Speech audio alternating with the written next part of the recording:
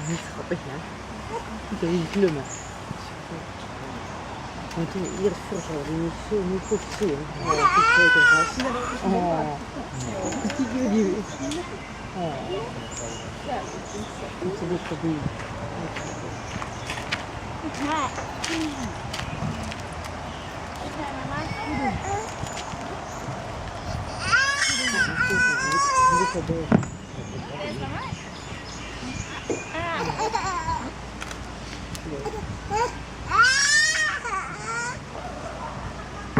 There we go, we've got my mic back. Hi. Welcome to Cairns Tropical Zoo, everyone. Guys, if you'd like to come around this side, that way I can look at you all and speak to you while I'm trying to defend myself from the wombats today. Now today I'm going to talk to you about some of our marsupials here. Now the first one I've got with me, his name is Romeo, and he of course is a koala. Say hi. Now Romeo here has some girlfriends with him today. Now he has two girls, first one out here and there's the second one in the tree there. It is breeding season, so we've given him some girlfriends in the hope that he'll breed with them and we'll have some joeys on our hands. Now, other than that, he lives on his own, so he's a solitary animal. Koalas is a general solitary, they don't mind living on their own. So he lives here with two wombats, doesn't mind, he loves it. So the reason we keep him on his own is basically so in breeding season when females come into season, we can simply just put them in with him. We don't have to worry about who's going to be the father. We know exactly who the mother and the father of the joey is. Now the wombats in this enclosure, these are our southern hairy-nosed wombats. This here is Tariki, and the one out the back there, that's Watu. Now they're a breeding pair, so they live together all year round, as opposed to a koala who gets a new mate every year. Now we are hoping that coming into breeding season, they're going to give us a joey as well. Crossing our fingers at the moment for that one. Now, they're a bossy pair. Now, you'll notice Watu, she had a bit of a go at me before. Now she is a territorial one. She's the one I'm going to have to watch my back on today. So, it's not much help that she's behind me at the moment, but if you do see her coming towards me, if I don't see her, just let me know. Otherwise, she's probably going to do some damage to me today. Now, Watu has had a joey with a different male. Now that male is not with us anymore, but we still do have that joey. Now her name is Pigsy. Now she does live behind that lovely red wall over there. Unfortunately, you won't be able to see her today because she is off display. Main reason is we can't keep the three wombats together. Now, because Watu is the mum, she's going to have a bit of dominance over her offspring, as well as Tariki is going to want to probably mate her in the breeding season.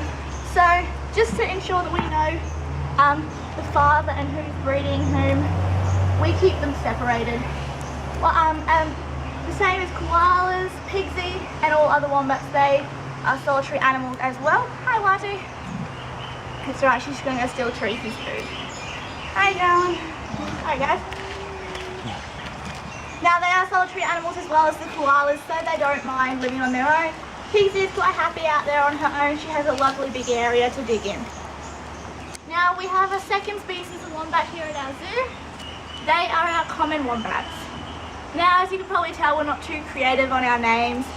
The southern hairy-nosed wombats, they're found in southern Australia. They're wombats and they've got hairy noses. That's the basics of their name. Common wombat, they were the first species of wombat to be discovered, so they were just simply called the commons because they were seen everywhere. Now your southerns, they're not found as abundant as others, so that's hence their different name. Now we have two common wombats. They're at the other wombat enclosure today.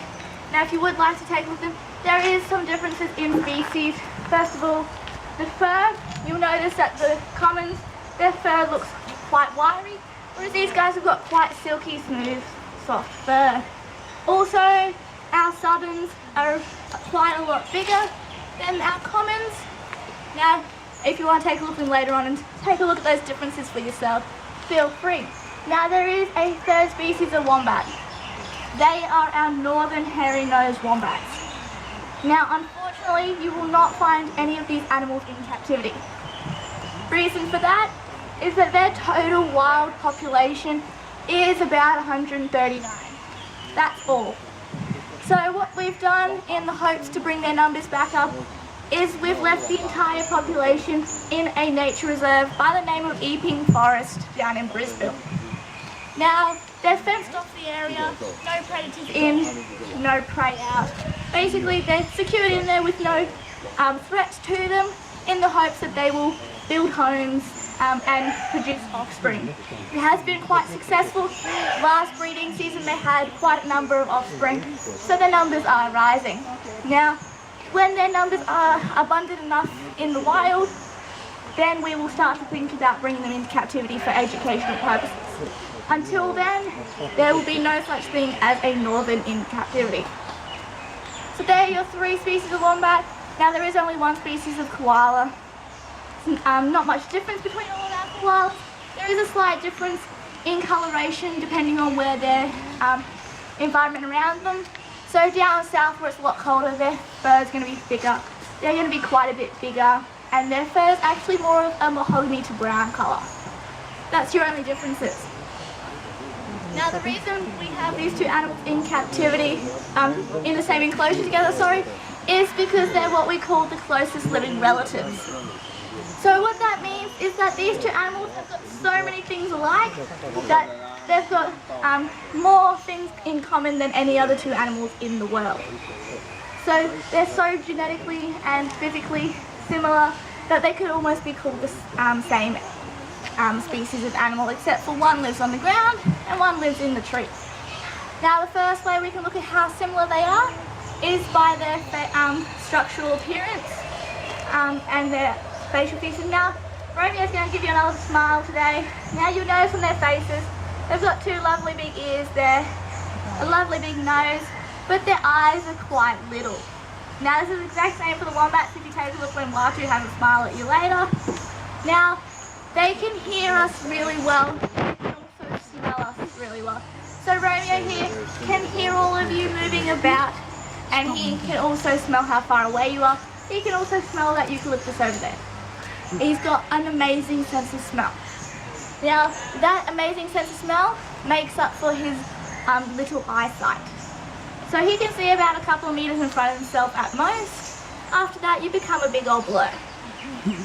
So in the terms of a wombat, after a couple of meters, as you can see, they really couldn't care less about me. If I was to come too close though, they're going to see me and they're going to tell me that I'm too close. Hence why I'm trying to keep my distance here today, although it is a bit hard because it's quite hot because of the sun today. Now, losing my mind. Now the other thing that you can sort of tell on an animal is their strongest muscle in their body. Now you can probably take a good old guess of Romeo's here when I do that. Romeo's holding on with all his might there. Now it is their forearms. Now the reason I am holding his bottom today is his claws are immensely sharp.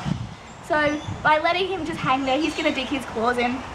So in supporting his weight, he is loosening his grip sort of on my neck there. Now koalas, they use their forearms to climb. They can use just one forearm to climb, and they only need the one forearm to keep themselves up the tree. So they can support their entire weight with just the one forearm. Now the second forearm, as you can call it, is probably just for comfort. So